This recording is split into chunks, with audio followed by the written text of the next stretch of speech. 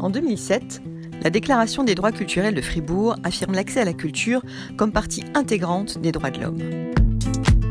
Les collectivités ont donc la responsabilité de garantir les droits culturels, de soutenir l'accès à la culture pour toutes et tous, et de porter ses valeurs.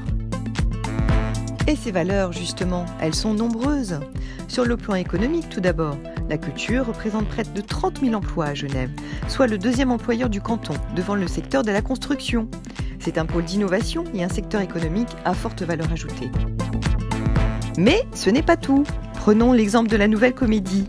Son implantation va faire naître tout un quartier de vie et d'activités. Logements, commerces, restaurants, bureaux, crèches, équipements sportifs. Ce qui permet de créer des emplois et des nouveaux services pour les habitants. C'est ce qu'on appelle les externalités positives directes de la culture.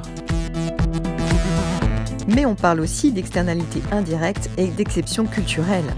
Ce qui caractérise la culture, c'est qu'on n'en a jamais assez. Plus on la côtoie, par les concerts, les musées, le théâtre, plus on l'aime et on en redemande. C'est un cercle vertueux. Mais au départ, il faut donner l'impulsion, le goût de la culture. C'est le rôle des collectivités publiques, telles que la ville de Genève.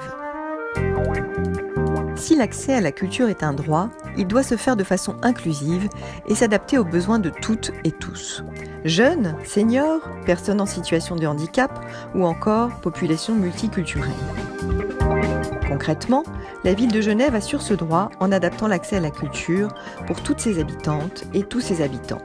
C'est ce qu'on appelle le vivre ensemble qui assure la cohésion d'une société.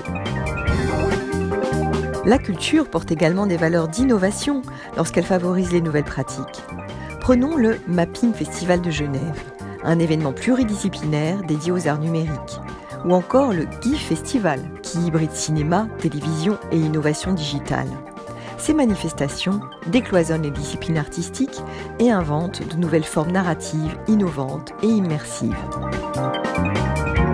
La culture incarne enfin l'identité d'un territoire.